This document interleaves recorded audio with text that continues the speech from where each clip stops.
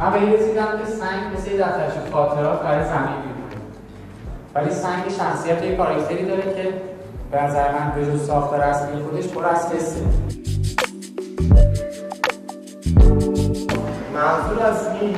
موضوع اینه که توی دنیایی که همه طراحا، دیزاینرها و کلا بازار اگر بخوایم در واقع به آغاز بریم،